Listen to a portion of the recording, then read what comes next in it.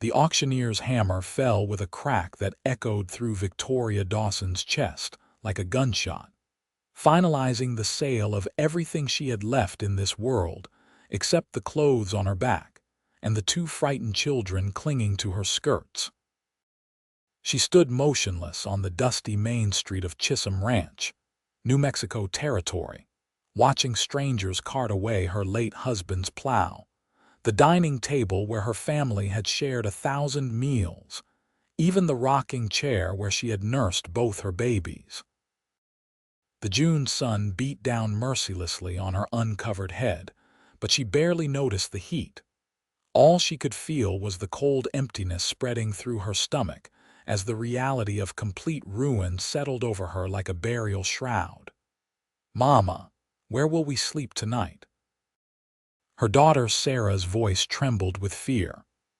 At 7 years old, the girl was too young to fully understand what was happening, but old enough to sense the magnitude of their loss.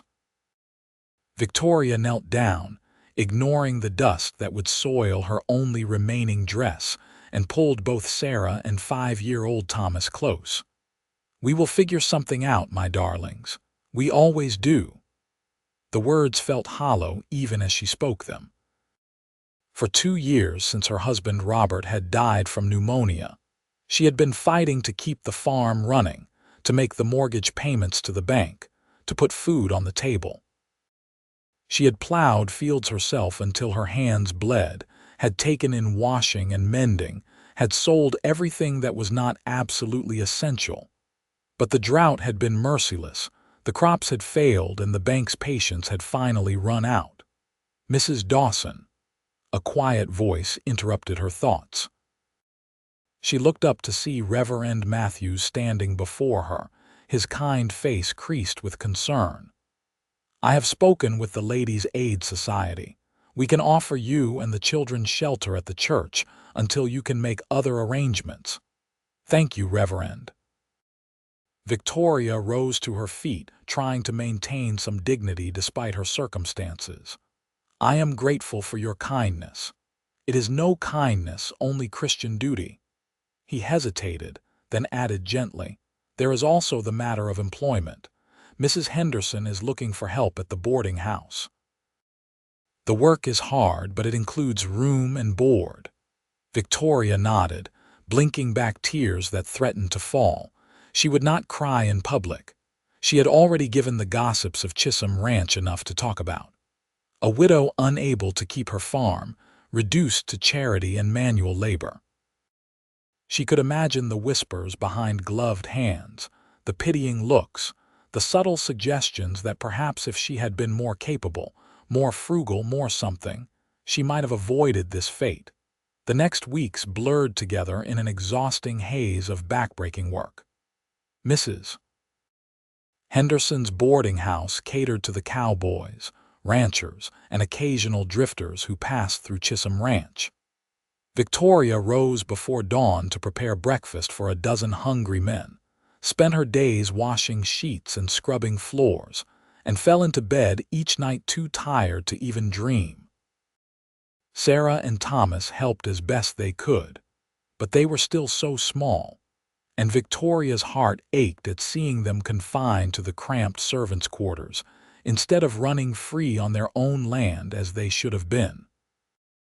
She tried not to think about the farm, tried not to remember the way the cottonwoods had whispered in the evening breeze, or how the acequia had sparkled in the morning sun as it carried precious water to their fields. The land had been in Robert's family for nearly 20 years, carved out of the harsh New Mexico territory through sweat and determination. Now it belonged to Cyrus Thornton, the banker who had foreclosed on the mortgage, and Victoria could not even bear to look in that direction when she walked through town. It was on a sweltering afternoon in late August when everything changed. Victoria was hanging laundry in the boarding house's backyard when she heard the commotion in the street. Male voices raised in anger, the nervous whinnying of horses, and then a gunshot that sent her heart racing. She dropped the wet sheet back into the basket and ran toward the front of the house, fear clutching at her throat. Had outlaws come to town? It happened sometimes, desperate men looking for easy pickings. But when she reached the porch, she saw not outlaws but a confrontation between two men on horseback. One was Cyrus Thornton himself, red-faced and shouting. The other was a stranger, a tall cowboy astride a magnificent black horse, his hat pulled low over his face. Even at a distance, Victoria could see the tension in his shoulders, the careful way he kept his hand near his gun belt. "You have no right to interfere in my business dealings." Thornton was practically spitting with rage. "I have every right when your business dealings involve cheating honest people." The cowboy's voice was low and controlled, but it carried clearly across the dusty street. "I have seen the contracts, Thornton. Those interest rates are usurious. Half the farms you have foreclosed on should never have been lost in the first place. Those are legal contracts, signed and witnessed. If people cannot pay their debts, that is not my concern. Maybe not legally, but it sure is morally." The cowboy urged his horse forward a few steps. "I am giving you fair warning. I will be looking into every foreclosure you have made in the past 5 years, and if I find evidence of fraud or deception, I will see you answer for it." Thornton's hand moved toward his own gun, but several bystanders had gathered now, and he seemed to think better of whatever he had been planning. Instead, he sneered up at the mounted cowboy. "You are making a powerful enemy, stranger. Do you even know who I am?" "I know exactly who you are, Cyrus Thornton, and I know your type. You are a vulture who feeds on other people's misfortune. I have seen plenty of men like you, and you do not frighten me one bit." With that, the cowboy wheeled his horse around and rode off down the street, leaving Thornton sputtering with impotent fury. The crowd began to disperse, already gossiping excitedly about the confrontation. Victoria found herself staring after the stranger, wondering who he was and what had brought him to Chisholm Ranch. More importantly, she wondered if he had truly meant what he said about investigating the foreclosures. Could there be any hope, however slim, that she might reclaim her farm? She pushed the thought away as soon as it formed. Hope was a dangerous thing for someone in her position. She had learned that lesson well over the past 2 years. Better to focus on the practical realities of survival, on keeping her children fed and sheltered, than to dream of impossible redemption. That evening, as she served dinner to the boarding house guests, Victoria found herself face to face with the mysterious cowboy. He had taken a seat at the far end of the long table, and when she approached to fill his coffee cup, he looked up and their eyes met. His were a striking shade of blue-green, like the Rio Grande on a clear day, and they held an intensity that made her breath catch in her throat. "Thank you, madam." His voice was softer now than it had been during the confrontation with Thornton, almost gentle. He had removed his hat, revealing dark hair that fell nearly to his collar and a face that, while weathered by sun and wind, was undeniably handsome. "You are welcome." Victoria poured his coffee with steady hands, determined not to let him see how his presence affected her. She was a respectable widow, not some silly girl to be flustered by a stranger's good looks. "Might I ask your name?" he said as she turned to move to the next guest. She hesitated, then replied quietly, "Mrs. Victoria Dawson." Something flickered in his eyes, recognition or perhaps sympathy. The Dawson farm. It was not a question, and Victoria felt heat rise to her cheeks. So he knew about her shame, about her failure. Of course he did.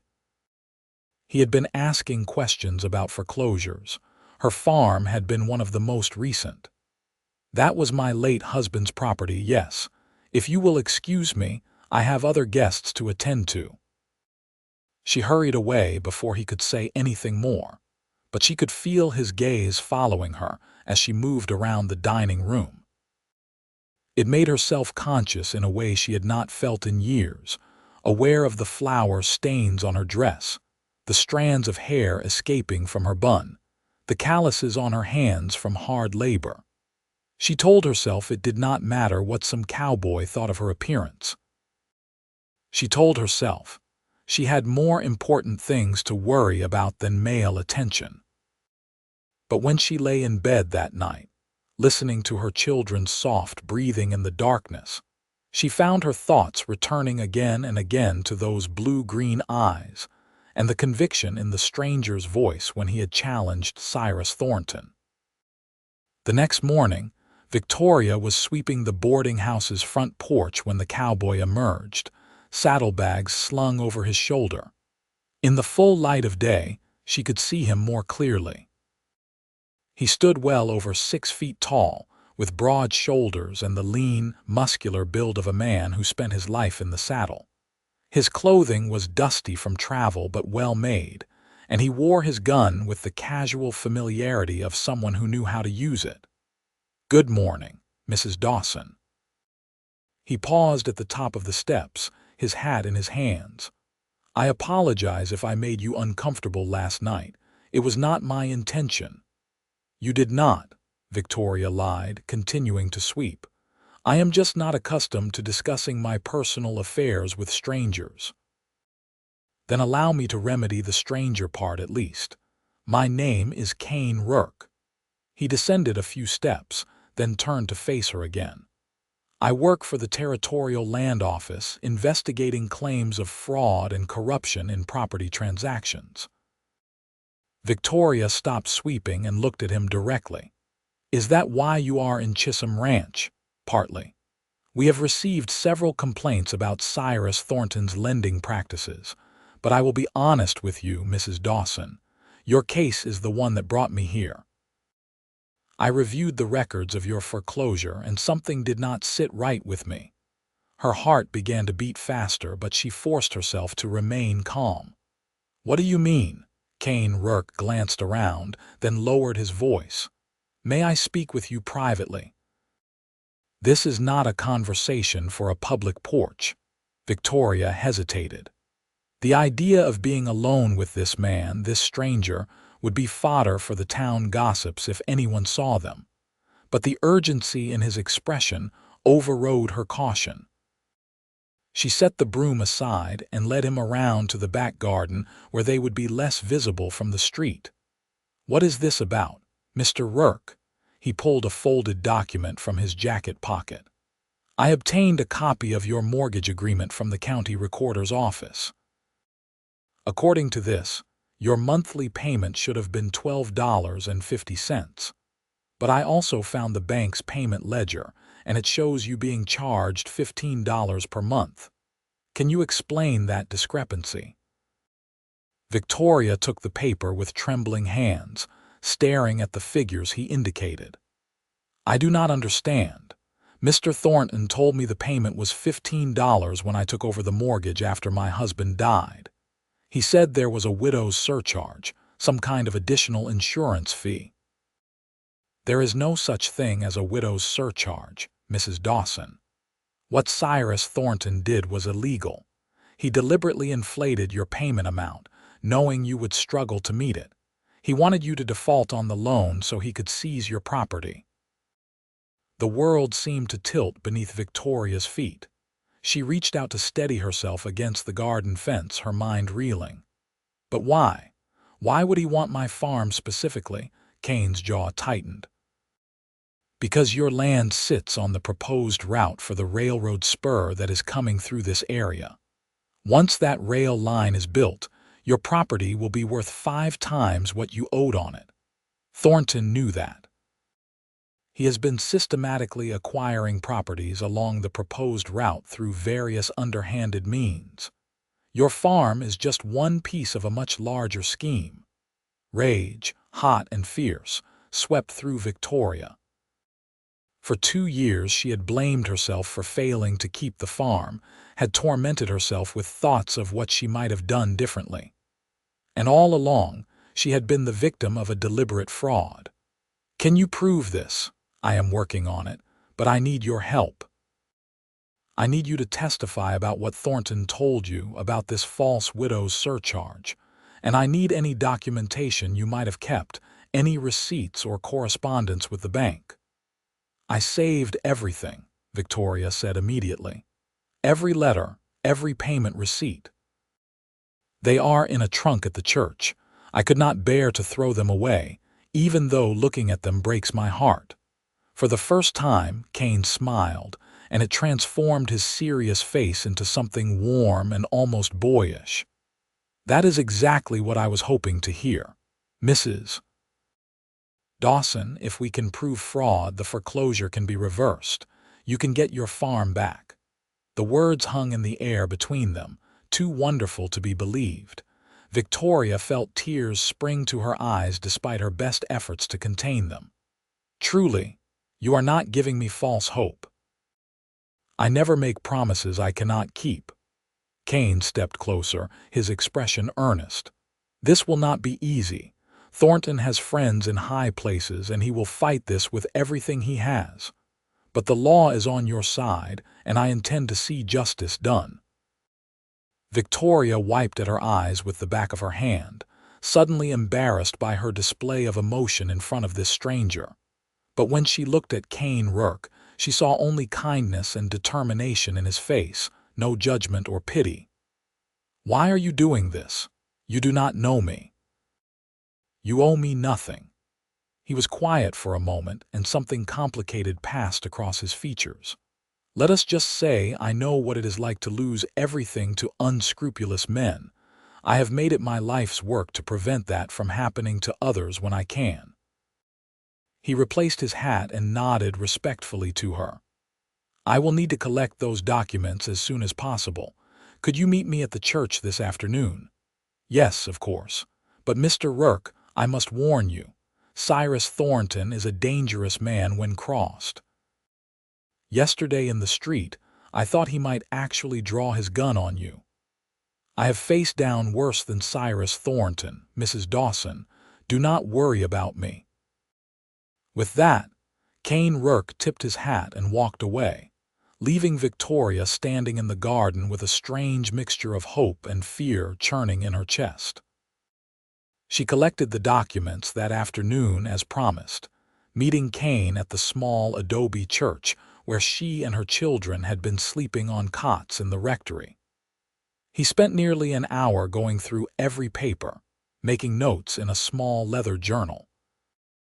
Victoria sat nearby, watching him work with a kind of fascination.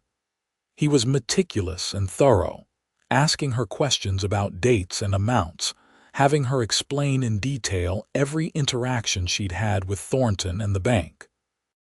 "This is excellent," he finally declared, carefully restacking the papers. "With this documentation and the evidence I have already gathered, I believe we have a strong case. I will be filing a formal complaint with the territorial governor's office tomorrow." "How long will it take?" Victoria could not keep the anxiety from her voice.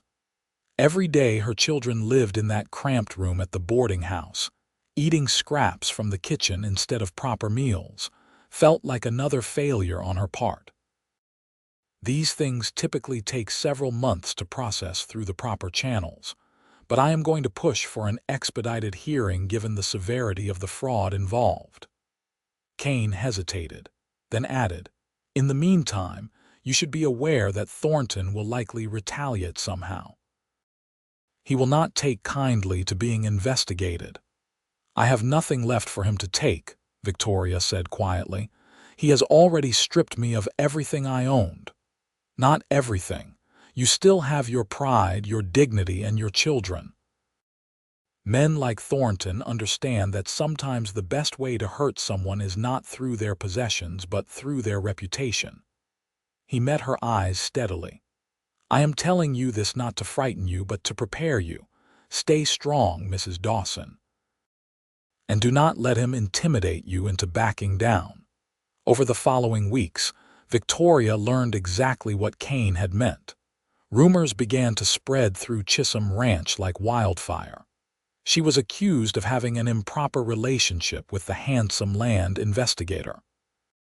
People whispered that she had seduced him to get him to take her case, that she was a fallen woman trading on her looks to escape the consequences of her own financial incompetence. The other women at church began to avoid her, pulling their skirts aside when she passed as if poverty and scandal might be contagious.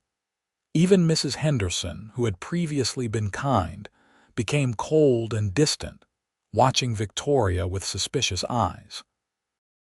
The worst moment came when Sarah returned from playing outside one afternoon with tears streaming down her face. "Mama, the other girls said you are a bad woman. They said I cannot play with them any more because you are a harlot."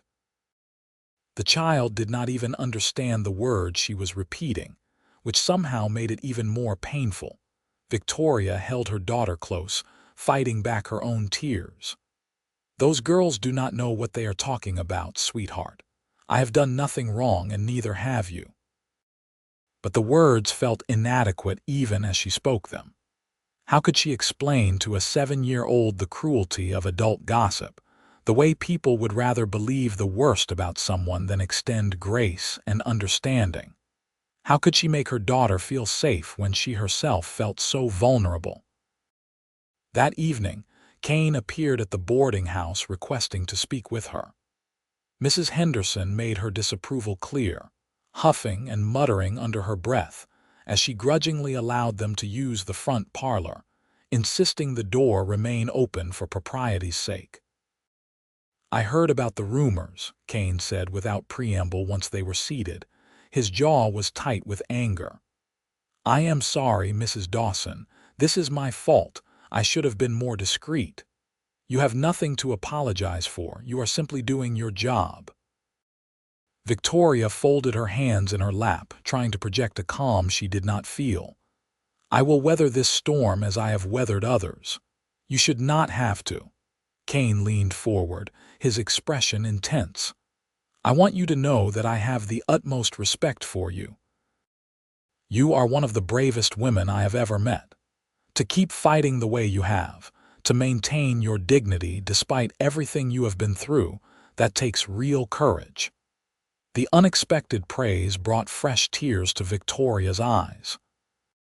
It had been so long since anyone had said anything kind to her, so long since she had felt like anything other than a burden or an object of pity. "Thank you, Mr. Rourke. That means more than you know." "Kane," he corrected gently. "I think we can dispense with formalities at this point. Do you not agree? And may I call you Victoria?" She nodded, not trusting her voice. There was something in the way he looked at her, something that made her heart beat faster and her skin feel warm.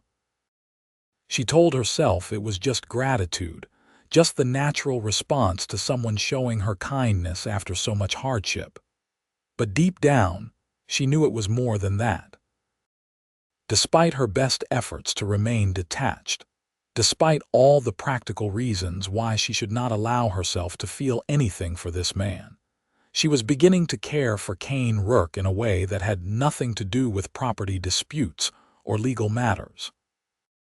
"Victoria," Kane said her name like it was something precious, and she felt that warmth spread through her chest again. "I need you to know something. Regardless of what happens with the case, regardless of whether we can recover your farm, I am in this with you. You are not alone anymore." Before she could respond, Mrs. Henderson appeared in the doorway, her face pinched with disapproval. "Mrs. Dawson, it is getting late. Your children need their supper."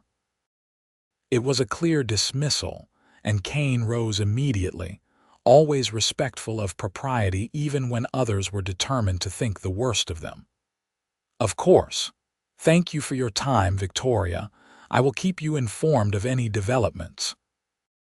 As she watched him leave, Victoria felt a confusing tangle of emotions. She was not sure when her feelings for Kane had shifted from simple gratitude to something deeper, but she could not deny them any longer. She was falling in love with him, this serious, kind man who had ridden into her life like some hero from a dime novel. And that terrified her, because loving someone meant giving them the power to hurt you, and Victoria was not sure she could survive another loss. September arrived with cooler temperatures and the promise of autumn. Kane had been traveling back and forth between Chisholm Ranch and the territorial capital in Santa Fe, gathering additional evidence and building his case. Each time he returned to town, he made a point of visiting Victoria, bringing small gifts for the children and updates on the legal proceedings. Sarah and Thomas had taken to him immediately, delighted by the attention of this kind stranger, who always seemed to have a peppermint stick or an amusing story in his pocket. "Tell us again about the time you saw the buffalo herd," Thomas begged one evening as they sat on the church steps watching the sunset. Kane had brought them all fried chicken from the restaurant, insisting that Victoria take a break from the boarding house for one evening. Kane grinned and launched into the tale, embellishing it with dramatic gestures that made both children giggle with delight. Victoria watched from the side, her heart full despite their circumstances. This, she thought, this is what family should feel like. Not the grinding struggle of the past 2 years, but moments of joy and connection, of feeling safe and valued. When the children finally wore themselves out and curled up on the church pew to sleep, Kane and Victoria sat together on the steps, watching the stars emerge in the darkening sky. "I have news," Kane said quietly, so as not to wake the children. "The governor has agreed to an expedited hearing. We will present the case in 3 weeks." Victoria's breath caught. "So soon?" I pushed for it. "The longer this drags out, the more time Thornton has to cover his tracks or intimidate witnesses. We need to move quickly." He turned to look at her, his face serious in the twilight. "I want you to understand what will happen at the hearing. Thornton's lawyers will try to discredit you. They will bring up every mistake you have ever made, every payment you were late on, anything they can use to paint you as irresponsible or dishonest." "I have nothing to hide," Victoria said, though fear curled in her stomach at the thought of being questioned by hostile lawyers. "I know that. And the truth is on our side, but it will not be pleasant, and I want you to be prepared." Kane reached out and took her hand, his fingers warm and calloused against hers. "You do not have to do this, Victoria. If it becomes too much, we can withdraw the complaint. Your well-being is more important than justice." She looked down at their joined hands, feeling the solid strength of him. When had his presence become so essential to her? When had she started measuring her days by whether or not she would see him? "I want to do this," she said firmly. "Not just for myself, but for every other person Cyrus Thornton has cheated. Someone has to stand up to him." Kane squeezed her hand gently. "You are remarkable, do you know that?" Victoria laughed, a short, bitter sound. "I am a penniless widow working as a servant to keep my children fed." "I do not feel particularly remarkable." "Then you are not seeing yourself clearly." Kane shifted closer, and she could smell the soap he used, could see the flecks of gold in his blue-green eyes. "You have survived loss that would break most people. You have fought for your children with everything you have. You have maintained your integrity in the face of cruelty and gossip. That is remarkable, Victoria. That is extraordinary." She felt tears prick at her eyes again, but this time they were not tears of sadness. "Kane, she hesitated, afraid to voice what she was feeling. "I do not know how to thank you for everything you have done. You do not need to thank me." His voice had gone low and rough with emotion. "Being part of your life, getting to know you and your children, that is all the thanks I need." They sat in silence for a long moment, hands still clasped, the tension between them thick enough to taste. Victoria knew she should pull away, should maintain proper distance, but she could not make herself move. She wanted this, wanted him, in a way she had never expected to want anyone again after Robert's death. "Victoria," Kane said softly, and there was a question in his voice in the way he leaned slightly closer. But before anything more could happen, Thomas stirred on the church bench, calling out sleepily for his mother. The spell was broken. Victoria gently extracted her hand from Kane's and went to comfort her son, leaving Kane sitting alone on the steps. When she glanced back at him a moment later, he was staring up at the stars, and even in the darkness she could see the longing written across his face. The 3 weeks before the hearing passed in a blur of preparation and anxiety. Kane drilled Victoria on every detail of her case, having her recount conversations with Thornton over and over until she could repeat them in her sleep. He brought in a lawyer from Santa Fe, a sharp-eyed woman named Margaret Caldwell who specialized in fraud cases. Margaret was brisk and efficient, treating Victoria's case with professional detachment that was somehow more comforting than sympathy would have been. "You have an excellent case," Margaret assured Victoria during one of their preparation sessions. "The documentation is solid, the fraud is clear. As long as you stay calm and tell the truth, we should prevail." "And what happens if we do not?" Victoria had to ask. Even though she was afraid of the answer, Margaret did not sugarcoat it. "Then Cyrus Thornton keeps your farm and there is nothing more we can do legally. You would have to accept the loss as final." The thought was almost unbearable, but Victoria forced herself to nod. At least she would know she had tried. At least she would not spend the rest of her life wondering if she could have fought harder. The night before the hearing, Victoria lay awake listening to her children breathe, running through testimony in her mind. But her thoughts kept drifting to Kane, to the way he had looked at her on those church steps, to the feeling of his hand in hers. She thought about the future, about what would happen after the hearing regardless of the outcome. Would Kane move on to his next case in some other town? Would she ever see him again? The thought of losing him was almost as painful as the thought of losing the farm permanently. The hearing was held in the territorial courthouse in Santa Fe, requiring a full day's journey by stagecoach. Kane accompanied Victoria and the children, keeping Thomas and Sarah entertained with stories and games while Victoria tried not to be sick from nerves. When they finally arrived at the imposing adobe building, Victoria's legs felt weak beneath her. This was it. Everything she had been fighting for came down to the next few hours. The hearing room was smaller than Victoria had expected, with wooden benches for spectators and a raised desk where the territorial judge would sit. Cyrus Thornton was already present with his lawyers, 3 well-dressed men who looked at Victoria with barely concealed contempt. Thornton himself met her eyes with a smirk that made her blood boil. He thought he had already won. He thought she was just a silly woman making futile noise. Judge Harrison entered, an older man with silver hair and a stern expression. Everyone rose as he took his seat, and then the proceedings began. Margaret Caldwell presented the case with clinical precision, walking through the documentation, showing the discrepancy between Victoria's actual mortgage payment and the inflated amount Thornton had charged her. She called Victoria to the stand to testify about Thornton's claims regarding the widow's surcharge.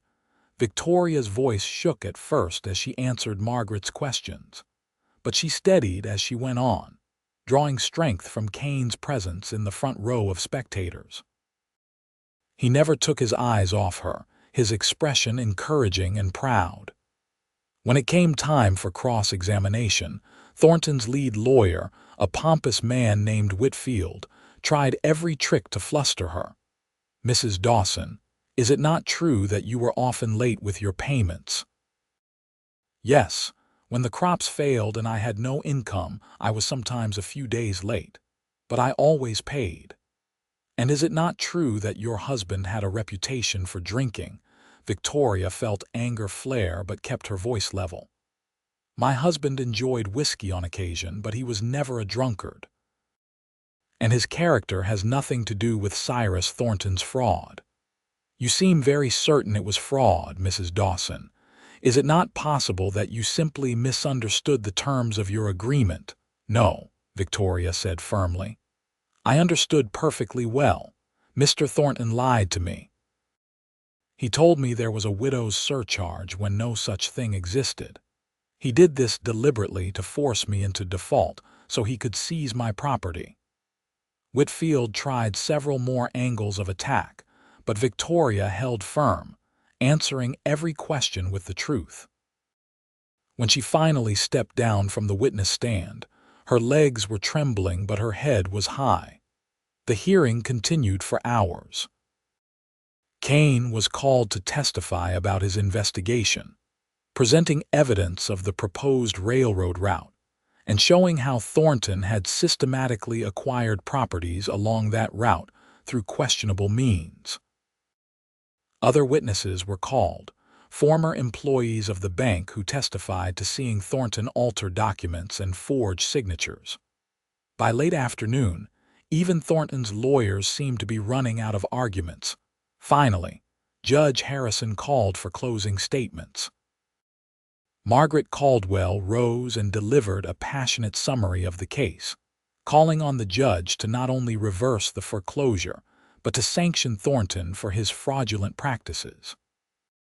Whitfield gave a half-hearted defense, arguing that the evidence was circumstantial, and that Thornton was merely a shrewd businessman taking advantage of legal opportunities. "Thank you, counselors," Judge Harrison said when both had finished. "I will take this matter under advisement and issue my ruling within 1 week. This hearing is adjourned." Victoria felt dizzy as they left the courthouse. A week. Another week of not knowing, of hoping and fearing in equal measure. Kane placed a steadying hand on her back as they walked to the hotel where they would spend the night before returning to Chisholm Ranch. "You were incredible in there," he said quietly as they stood in the hotel lobby. Sarah and Thomas were already upstairs with the hotel keeper's wife, who had kindly offered to watch them. "You should be proud of yourself, Victoria." "I will be proud when I have my farm back," she replied, exhaustion making her voice flat. Then, realizing how ungrateful that sounded, she added, "I am sorry. I know you have worked so hard on this, I just feel so drained." "You do not need to apologize." Kane glanced around the lobby, then said, "Walk with me. Just for a few minutes, I think we could both use some fresh air." They stepped out into the cool Santa Fe evening. The streets were quieter now that business hours had ended, with soft light spilling from windows and the smell of cooking fires in the air. They walked without speaking for a while, and gradually Victoria felt some of the tension leave her shoulders. "I need to tell you something," Kane said eventually, stopping beneath a cottonwood tree that grew near a small plaza. "And I need to tell you before the ruling comes down because I do not want you to think this is connected to that in any way." Victoria's heart began to pound. "What is it?" Kane turned to face her fully, and even in the dim light she could see the intensity in his expression. "I have feelings for you, Victoria. I tried to fight them. I told myself I needed to stay professional, that I should not let my personal life interfere with the case. But I cannot lie to myself anymore. I am in love with you." The words hung in the air between them, beautiful and terrifying. Victoria's first instinct was to deny her own feelings to protect herself from potential hurt. But she was tired of being afraid, tired of holding back. "I love you too," she whispered. "I have been trying not to, but I do. I love you, Kane." His smile was like the sun breaking through clouds. He reached for her hands, holding them gently. "I do not have much to offer you. I live out of hotel rooms and saddlebags, moving from case to case. But I would give you everything I have. I would work to build a real home for you and your children. I would be a father to Sarah and Thomas if you will let me." "Kane, let me finish," he interrupted gently. I know this is too soon. I know I should court you properly, give you time to grieve and heal. But I also know that life is uncertain, and I do not want to waste what time we might have together. So I am asking you now, Victoria Dawson, even though everything is still unsettled and uncertain, would you consider becoming my wife? Victoria felt tears streaming down her face. Yes, it was too soon. Yes, there were 100 practical reasons why she should wait, should be cautious. But her heart knew what it wanted, and for once she decided to listen to her heart instead of her fears. Yes, she said, and the word felt like freedom. Yes, Kane, I will marry you. He pulled her close then, wrapping his arms around her and holding her as if she was something infinitely precious. Victoria buried her face in his shoulder, breathing in the scent of him, feeling safe and wanted in a way she had not felt in years. When she finally pulled back to look at him, he cupped her face gently in his hands. May I kiss you? He asked, and she loved him even more for asking permission. Yes, she whispered, and then his lips were on hers, gentle at first but deepening as she responded. It had been so long since she had been kissed, so long since she had felt the warmth of desire coursing through her veins. When they finally broke apart, both breathing hard, Kane rested his forehead against hers. I will do everything in my power to make you happy, he promised. You and Sarah and Thomas, you will never have to struggle alone again. I know, Victoria said, and she meant it. Whatever happened with the farm, whatever challenges lay ahead, they would face them together. She was not alone anymore. They returned to the hotel in a daze of happiness, and though propriety demanded they sleep in separate rooms, Victoria lay in bed that night with a smile on her face. The future suddenly seemed full of possibility instead of fear. She had Kane's love, and that was worth more than any piece of land. The week that followed their return to Chisholm Ranch was difficult. The rumors about Victoria and Kane had only intensified during their absence, and Mrs. Henderson finally told Victoria that she could no longer keep her employed at the boarding house. It is bad for business, the older woman said, not meeting Victoria's eyes. The other guests are uncomfortable. I am sorry, but you will have to find other accommodation. Victoria accepted the dismissal with dignity, even though it left her with almost nowhere to turn. Reverend Matthews again offered the church as temporary shelter, but Victoria could see the concern in his face. The congregation was starting to pressure him as well, worried about harboring a woman of questionable morals. Kane was furious when he heard about her dismissal. This is ridiculous. You have done nothing wrong. These people are blind and cruel. They are afraid, Victoria corrected gently. They see what happened to me, how quickly someone can fall from respectability to poverty, and it frightens them. It is easier to blame me than to acknowledge how fragile all of our positions really are. You are too forgiving, Kane muttered, but he wrapped his arm around her shoulders as they sat on the church steps watching the children play. It will not be like this forever. Once we are married, once we have established our own household, none of these small-minded gossips will matter. Victoria leaned into his warmth, drawing comfort from his presence. They had told the children about their engagement, and while Sarah had seemed cautiously pleased, Thomas had been overjoyed at the prospect of having a new father. Kane had immediately started including the boy in his daily activities, teaching him to ride and rope, treating him with patient kindness that made Victoria's heart swell. The ruling came exactly 1 week after the hearing. Kane received a telegram summoning them back to Santa Fe to hear Judge Harrison's decision. This time they left the children with Reverend Matthews, not wanting to subject them to another long journey. The stagecoach ride felt endless, and Victoria could not sit still, fidgeting with her gloves and staring out the window at the passing landscape. "Whatever happens, we will be all right," Kane said, taking her hand. "I know. But I want this so badly, Kane, not just for myself, but for my children. That farm is their inheritance, their connection to their father. I want them to have it." They arrived at the courthouse just as the morning session was beginning. This time the hearing room was more crowded, with several newspaper reporters present to document the outcome.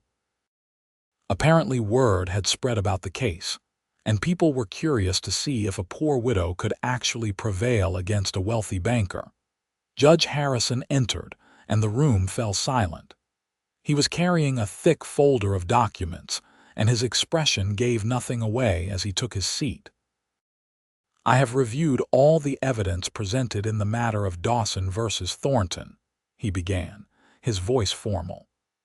"This case involves serious allegations of fraud and abuse of fiduciary responsibility. Such charges are not to be taken lightly, as they strike at the heart of our legal and economic system." Victoria's hands were clenched so tightly in her lap that her knuckles had gone white. Kane sat rigid beside her, barely breathing. "However," Judge Harrison continued, "after careful consideration of the testimony and documentation, I find the evidence of wrongdoing to be overwhelming. Mr. Cyrus Thornton did deliberately and fraudulently inflate the mortgage payment amount owed by Mrs. Victoria Dawson. He did so with the intention of forcing her into default so that he could acquire her property for his own financial gain. This court finds such behavior to be not only illegal but morally reprehensible." Victoria felt dizzy with relief, but Judge Harrison was not finished. "Therefore, I am ordering the immediate reversal of the foreclosure on the Dawson property. The farm is to be returned to Mrs. Dawson's possession, along with any profits Mr. Thornton may have derived from the land during the period of his illegal occupation. Additionally, I am fining Mr. Thornton the sum of $5,000 for fraud and ordering a criminal investigation into his other business dealings. This ruling is final and not subject to appeal in this matter." The gavel came down with a sharp crack, and suddenly the hearing room was in chaos. Reporters rushed forward shouting questions. Thornton was on his feet, his face purple with rage, but Victoria heard none of it over the roaring in her ears. She had won. Against all odds, against all expectation, she had actually won.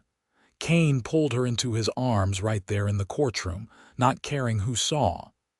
"You did it," he said, his voice thick with emotion.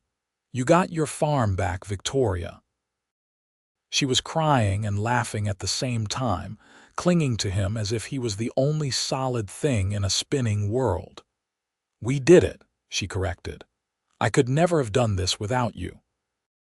Margaret Caldwell was there, shaking their hands and explaining the logistics of taking possession of the property.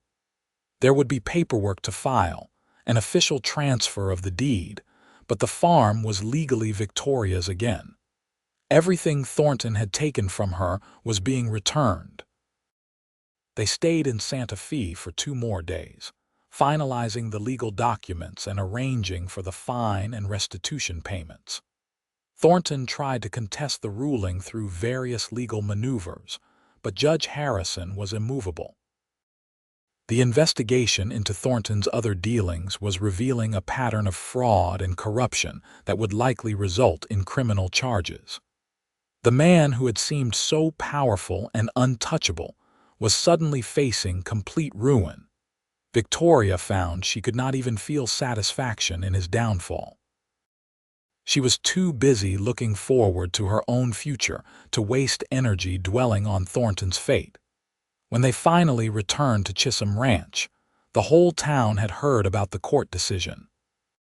People who had shunned Victoria just days before now wanted to congratulate her, suddenly claiming they had never really believed the rumors. Victoria accepted their false kindness with grace, though privately she noted who had stood by her during the dark times and who had turned their backs. Those were the people she would remember. The day Victoria and the children returned to their farm was one she would treasure for the rest of her life. The property looked neglected after months of Thornton's poor stewardship, but the bones of it were still good. The house still stood solid, the field still held the promise of future harvests. She walked through the rooms with tears streaming down her face, touching the walls, the mantel, the window frames, reclaiming her home. "Mama, can I have my old room back?" Sarah asked, her small face hopeful. "Yes, sweetheart. Everything is back the way it should be." Almost everything, Victoria thought, because while she had her farm again, she had also gained something new and precious. She had Kane's love and the promise of a future together. They were married 3 weeks later in the same little adobe church, where Victoria had sheltered during her darkest days. It was a simple ceremony with only a handful of guests: Reverend Matthews, Margaret Caldwell, who had traveled from Santa Fe for the occasion, and a few of the families who had remained kind to Victoria throughout her ordeal. Sarah served as Victoria's attendant, wearing a new dress that Kane had bought for the occasion. Thomas stood beside Kane as his best man, puffed up with pride at the important role. Victoria wore a dress of deep blue that matched Kane's eyes, her hair arranged in soft curls. She had no veil, no elaborate trousseau, but she had never felt more beautiful than when she saw the look on Kane's face as she walked toward him down the church aisle. The vows were traditional, but felt newly meaningful as they spoke them to each other. To have and to hold in sickness and health, for richer or poorer. Victoria had already experienced the worst of those vows, and she knew their value.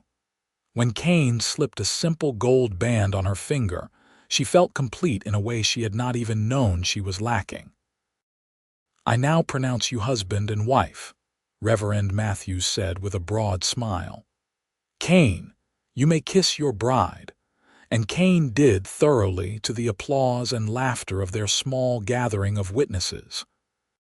When they broke apart, both grinning like fools, Victoria looked out at the smiling faces and felt overwhelmed with gratitude. She had thought her story was over, that she would spend the rest of her days simply surviving. Instead, she had found love, justice, and hope for the future. The wedding celebration was held at the farm, with tables set up in the yard under the cottonwood trees. Margaret had arranged for food to be brought from the best restaurant in town, and neighbors who had supported Victoria through her troubles brought additional dishes. As the sun set in spectacular shades of orange and pink, someone produced a fiddle, and there was dancing on the packed earth of the yard. Kane swept Victoria into his arms for the first dance, holding her close as they swayed to the music. "Happy, Mrs. Rourke." "Happier than I ever thought possible," she replied honestly. "Thank you, Kane, for everything. You do not need to thank me. You saved yourself, Victoria. I just helped provide the tools." He kissed her forehead gently. "But I am grateful every day that I chose to investigate your case. It brought me the greatest gift of my life." As darkness fell and the stars emerged, the party continued with music and laughter. Sarah and Thomas ran around with the other children, playing games and eating sweets until they were practically vibrating with sugar and excitement. Victoria watched them from Kane's arms, marveling at how quickly everything had changed. "What are you thinking?" Kane asked, noticing her thoughtful expression. "That 6 months ago I was standing in town watching strangers auction off everything I owned. I thought my life was over. And now—" She gestured around at the celebration, at their farm, at her children playing happily. "Now I have everything I ever wanted and more.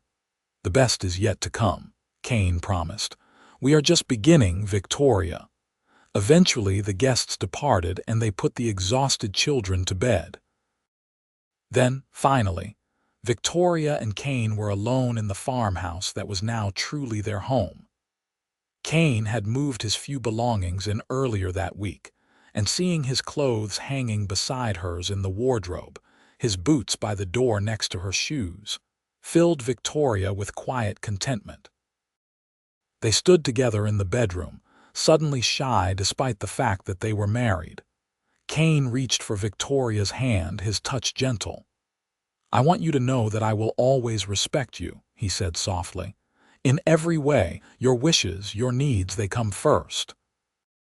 Victoria felt her heart swell with love for this kind, honorable man. She stepped closer, placing her hand on his chest over his heart.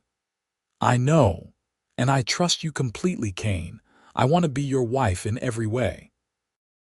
His eyes darkened with desire, but his touch remained gentle as he began to undo the buttons of her dress. They took their time, learning each other, sharing whispered words and tender caresses. After so long being strong and alone, Victoria finally allowed herself to be vulnerable, to accept comfort and pleasure. And Kane was patient and loving, treating her like she was something infinitely precious. Afterward, lying in his arms in the darkness, Victoria felt tears slide down her cheeks. "Did I hurt you?" Kane asked, immediately concerned. "No," she assured him, turning to kiss him. "I am just happy, so impossibly, incredibly happy. I did not think I would ever feel like this again." Kane held her closer, his hand stroking her hair. "I will spend every day of my life trying to keep you this happy. That is my promise to you." And Victoria believed him. The next weeks were a flurry of activity as they worked to restore the farm to full operation. The fields needed to be prepared for spring planting, fences mended, equipment repaired. Kane threw himself into the work with the same intensity he had brought to the legal case, rising before dawn and working until after dark. Victoria joined him when she could, though she also had the house to manage and the children to care for. But this time the work felt different. Instead of desperate, exhausting struggle, it felt like building something. Their neighbors, seeing that Victoria now had a husband to help her, were more willing to lend assistance. The men who had stood by and watched her struggle alone now came to help Kane with the heavy labor, their wives bringing food and company for Victoria. Kane noticed the change in people's attitudes, and it made him angry. "It is wrong," he said one evening as they sat on the porch watching the sunset.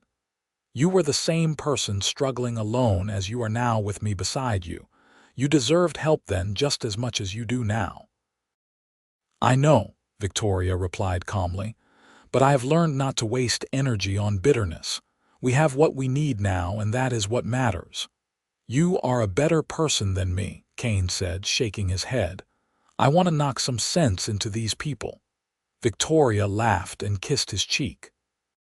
"Save your energy for more productive pursuits."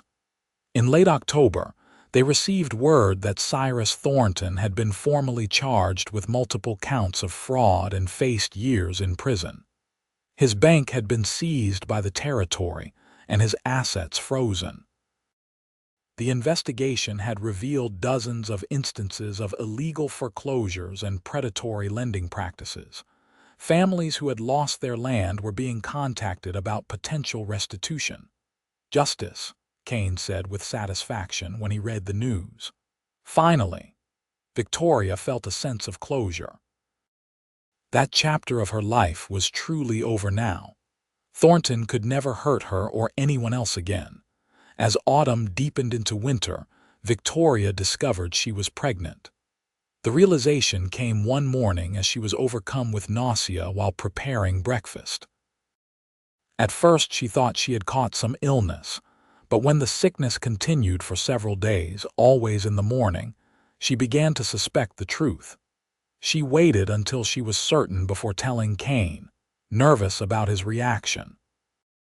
They had not discussed having children together, and she worried he might not be ready. But when she finally worked up the courage to tell him one evening as they prepared for bed, his face lit up with pure joy. A baby, truly. He pulled her into his arms, holding her carefully as if she might break. "Victoria, that is wonderful news. You are happy?" she asked, relieved. "Happy, I am thrilled, terrified but thrilled." He knelt down and placed his hand on her still flat stomach. "Hello in there, little one. I am your papa, and I already love you so much." Victoria ran her fingers through his hair, her heart full. She had not expected to have more children, had thought that part of her life was over. But now the prospect of having Kane's baby, of growing their family together, felt like the perfect completion of her journey from loss to redemption. Sarah and Thomas were equally excited when they were told they would have a new sibling. Sarah immediately began planning how she would help take care of the baby, while Thomas wondered whether he would get a brother to play with. The house filled with anticipation and joy as they prepared for the new arrival. The pregnancy progressed smoothly through the winter months.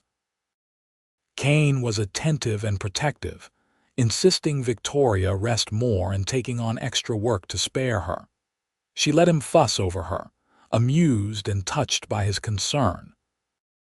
It was such a different experience from her previous pregnancies, when Robert had been loving but distant, seeing pregnancy as women's business that did not really concern him. Kane wanted to be involved in every aspect, reading books about child development, and asking the doctor 1,000 questions. In early April, when the cottonwoods were just beginning to show green buds, Victoria went into labor. Kane stayed by her side throughout, holding her hand and wiping her brow, offering encouragement and comfort. The birth was easier than her previous two had been, and when the baby finally arrived, pink and squalling, the doctor announced, "It is a boy." "A son," Kane said, his voice choked with emotion as he looked down at the tiny infant. "Victoria, we have a son." They named him James Robert Rourke, honoring both Kane's father and Victoria's first husband.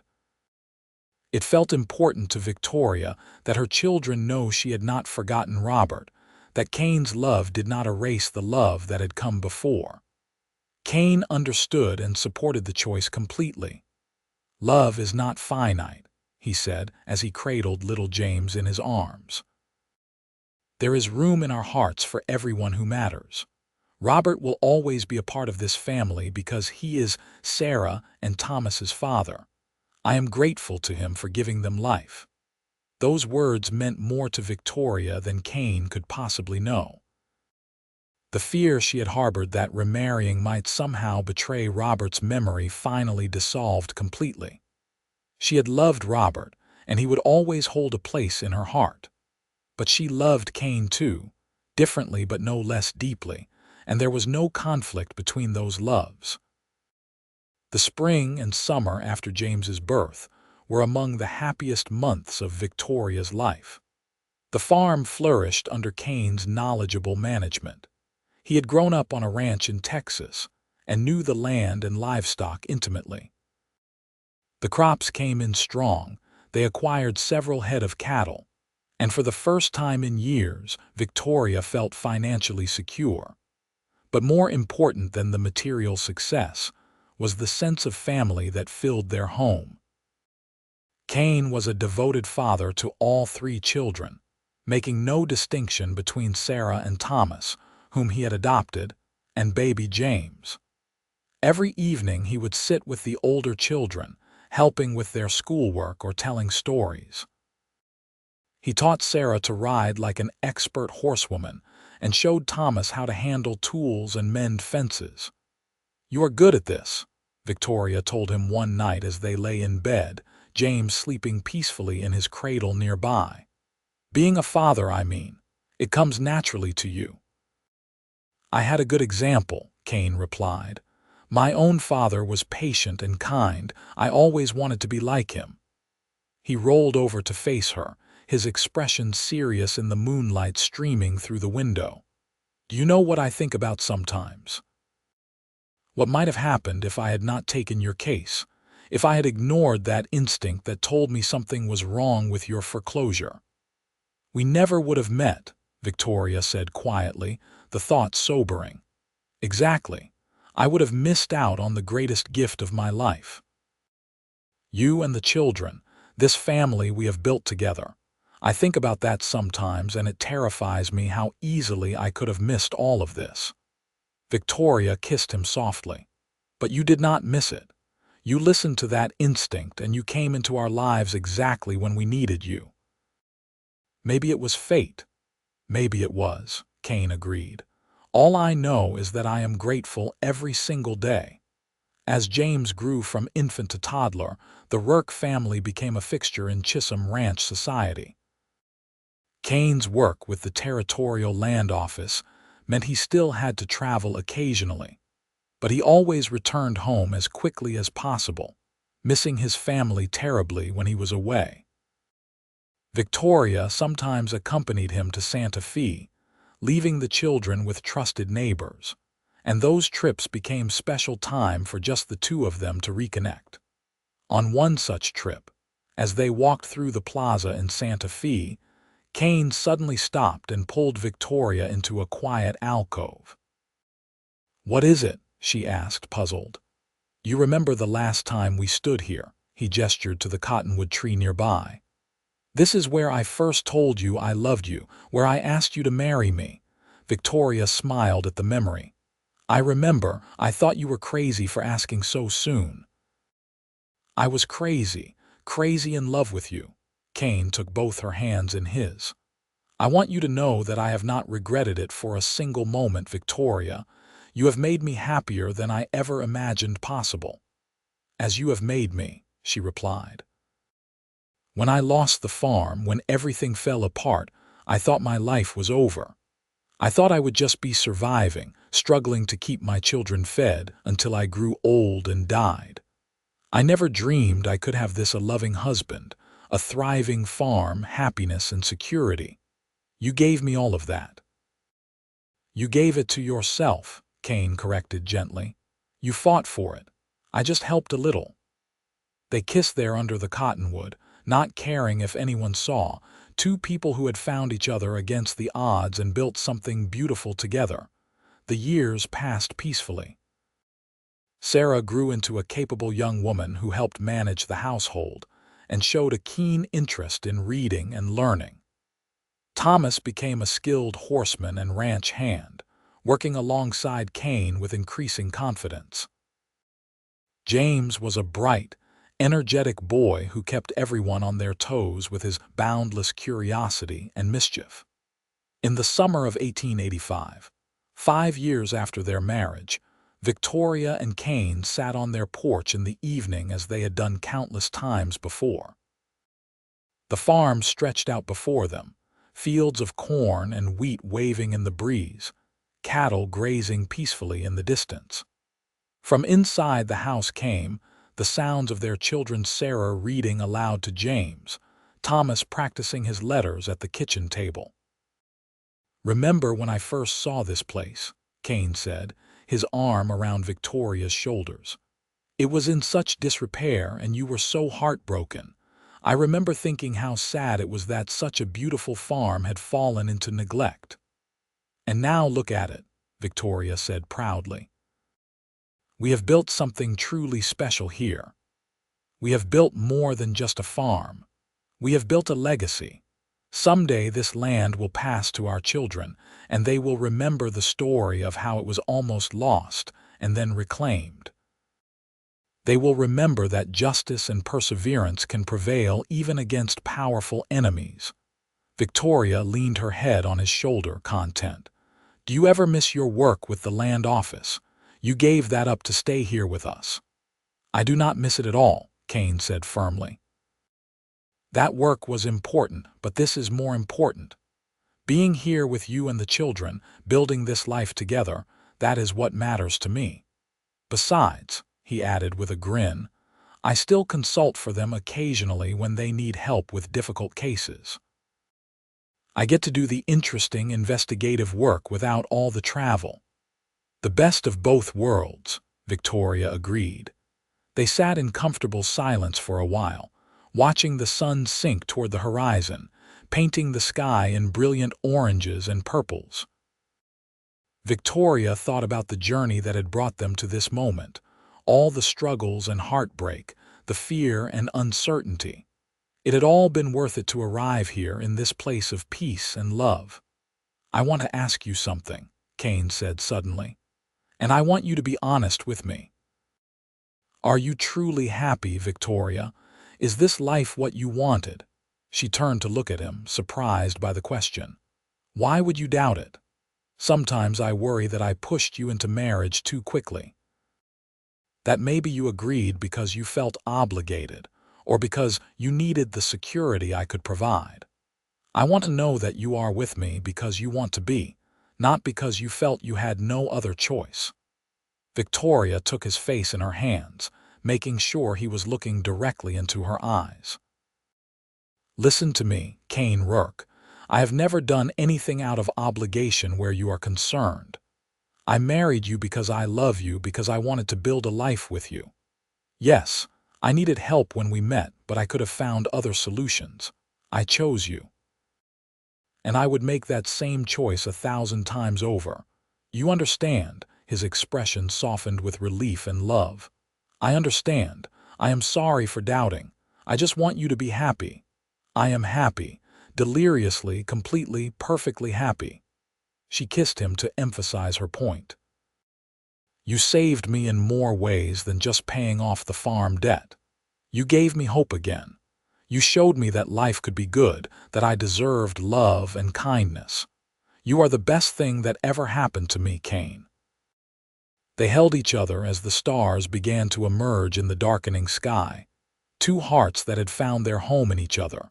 The children grew and thrived. Sarah, at 18, received a scholarship to attend the new teaching college in Santa Fe, making her parents incredibly proud. She had inherited her mother's determination and her father's sense of justice, and she wanted to become a teacher to help other young people, especially girls, get the education they deserved. Thomas, at 16, had become an expert rancher and had started talking about expanding their cattle operation. He had Kane's practical nature and business sense, always thinking about improvements and efficiencies. But he also had a gentle heart that showed when he doctored sick animals or helped his younger brother with difficult tasks. James, now 5, was the darling of the family, spoiled by everyone but somehow managing not to be rotten about it. He adored his older siblings and followed Kane around like a shadow, determined to learn everything his papa could teach him. On their 10th wedding anniversary, Kane surprised Victoria with a trip to San Francisco. They left the children in Sarah's capable care and took the train west, spending 2 glorious weeks exploring the city, attending the theater, dining in fine restaurants, and simply enjoying being together without the responsibilities of the farm. On their last night in the city, they stood on the balcony of their hotel room, looking out at the lights sparkling below and the dark expanse of the Pacific Ocean beyond. "Can you believe it has been 10 years?" Victoria marveled. "Sometimes it feels like just yesterday that you rode into Chisholm Ranch and challenged Cyrus Thornton in the street." "Best decision I ever made," Kane said, pulling her close. "Well, second best. The best was asking you to marry me." "I think you have that backwards," Victoria teased. "The best was challenging Thornton. Marrying me was just a pleasant bonus." Kane laughed and kissed her soundly. "You know better than that. The case was just work. You are my life." They returned to New Mexico refreshed and full of stories for the children. The farm continued to prosper, and their reputation in the community was solid. People came to Kane for advice on land and property matters, and Victoria was frequently asked to help settle disputes or provide counsel to other women facing hardship. She never forgot what it was like to be vulnerable and afraid, and she was generous with both her time and resources for those in need. In 1888, They received word that Cyrus Thornton had died in the territorial prison, his health broken by years of incarceration. Victoria felt no joy at the news, only a sense of sadness at how differently things might have turned out if Thornton had chosen honesty over greed. "He made his choices," Kane said when they discussed it. "We all have to live with the consequences of our decisions. His led him to ruin. Ours led us to this." He gestured around at their comfortable home, their thriving farm, their happy family. "I wish I could feel more charitable toward him," Victoria admitted. "But every time I think about what he did, how he deliberately tried to destroy me and my children, I just feel angry all over again." "That is human. You do not have to forgive him, Victoria. Some wrongs are too great for that. But you also do not have to let him take up space in your head anymore. He is gone and we are here, living well. That is the best revenge." Victoria knew he was right. She had spent enough time and energy on Cyrus Thornton. He did not deserve any more of her thoughts. As the 1890s arrived, bringing changes and modernization to even remote areas like Chisholm Ranch, the Rourke family adapted and grew with the times. They installed one of the new windmills to pump water more efficiently, purchased modern farming equipment, and even got a telephone line installed so they could communicate more easily with buyers and suppliers. Sarah had finished her teaching degree and returned to Chisholm Ranch to teach at the local school, much to the delight of her parents. She had inherited the old Dawson determination and was fierce about ensuring all her students, regardless of their family's economic status, received quality education. Thomas, now 21, had indeed expanded their cattle operation and was making a name for himself as a skilled rancher. He had also started courting the daughter of a neighboring family, and Kane and Victoria looked forward to the possibility of grandchildren in the not-too-distant future. James, at 10, was showing academic promise and talked about possibly becoming a lawyer someday. "I want to help people like Papa helped you and Mama," he declared. "I want to make sure people are treated fairly." Kane had tears in his eyes when James said that. "I am so proud of all of you," he told his children. "You have become such good, kind, capable people." On a warm spring evening in 1893, Victoria and Kane celebrated their 15th wedding anniversary with a renewal of their vows. The whole town was invited to the celebration held at the farm, and it seemed like everyone came. It was a far cry from their quiet, simple wedding 15 years earlier. As they stood before Reverend Matthews again, older now but still their faithful friend, and repeated the vows they had first spoken all those years ago, Victoria felt her eyes fill with tears of joy. "I, Victoria, take you, Kane, to be my husband. To have and to hold from this day forward, for better or for worse, for richer, for poorer, in sickness and in health, to love and to cherish until death do us part." Kane's voice was steady and strong as he repeated his own vows, his eyes never leaving hers. "I, Kane, take you, Victoria, to be my wife. To have and to hold from this day forward, for better or for worse, for richer, for poorer, in sickness and in health, to love and to cherish until death do us part." "By the power vested in me," Reverend Matthews said with a broad smile, "I affirm and bless this marriage. What God has joined together, let no one separate." The celebration that followed was joyous and boisterous, with music and dancing, food and laughter. Victoria danced with Kane, then with each of her children, then with Kane again. She looked around at all the people who had come to celebrate with them, at the farm that had been saved and rebuilt into something even better than before, at the family she had created with this man she loved more than words could express. "Are you thinking what I am thinking?" Kane whispered in her ear as they swayed to the music. That depends. Are you thinking about how impossibly lucky we are? That is exactly what I am thinking. He kissed her temple gently. We have everything, Victoria. Everything that matters. We do, she agreed. Though I hope you realize I am not actually done with you yet. I expect at least another 50 years together. Kane laughed. Is that all? I was hoping for at least 70 more. They danced until the stars filled the sky, surrounded by love and laughter and the promise of many more years to come. The years that followed were as good as those that came before. Thomas married his sweetheart and gave Kane and Victoria their first grandchild, a girl they named Victoria after her grandmother. Sarah found love with a fellow teacher, a man who shared her passion for education and justice. James went off to law school, determined to follow in Kane's footsteps by helping those who could not help themselves. The farm continued to prosper, but more importantly, it remained a place of love and family. The house that had once echoed with loneliness and grief was always full of laughter now, with children and grandchildren visiting, with neighbors stopping by, with celebration and life. On a quiet evening in the autumn of 1900, Victoria and Kane sat on their porch as they had done thousands of times before. Kane was 61 now, his dark hair thoroughly shot through with silver. Victoria was 58, her face lined with years but still beautiful to Kane's eyes. "Do you remember the day we met?" Victoria asked, leaning against his shoulder.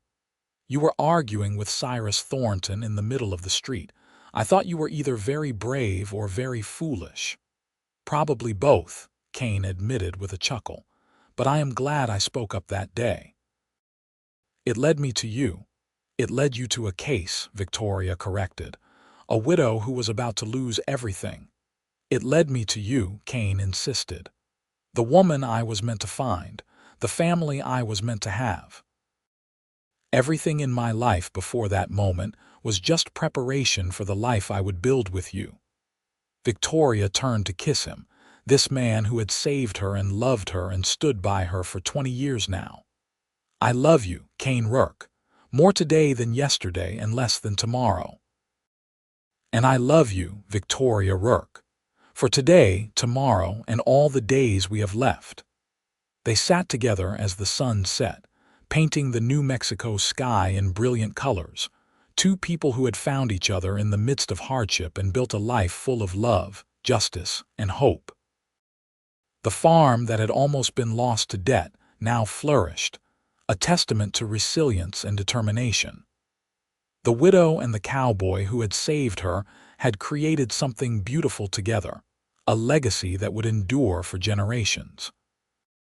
As darkness fell, and they finally went inside to the warm glow of lamplight and the sound of their grandchildren playing in the next room, Victoria looked back one last time at the land that had been the source of so much pain and ultimately so much joy. She thought about that terrible day when the auctioneer's hammer had fallen, when she had thought all was lost. She thought about the mysterious cowboy who had ridden into town and challenged the man who had wronged her. And she thought about everything that had come after: the love, the family, the happiness. It had all been worth it. Every struggle, every hardship, every moment of fear and uncertainty had led her to this place of profound contentment and love. She had lost everything and gained even more in return. She had been broken and remade into something stronger. She had been alone and found the partner her soul had been seeking. And as she took Kane's hand and walked into their home, surrounded by family and love, Victoria knew that her story had ended exactly as it was always meant to, with happiness, with justice, and with love that would last until the end of their days and beyond. The widow had indeed lost her farm to debt. The cowboy had paid it off and asked for her hand.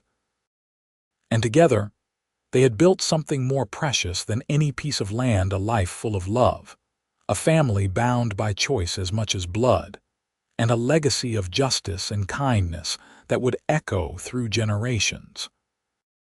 It was not just a happy ending. It was a perfect one, hard-won and deeply cherished, a testament to the power of perseverance, love, and hope even in the darkest of times.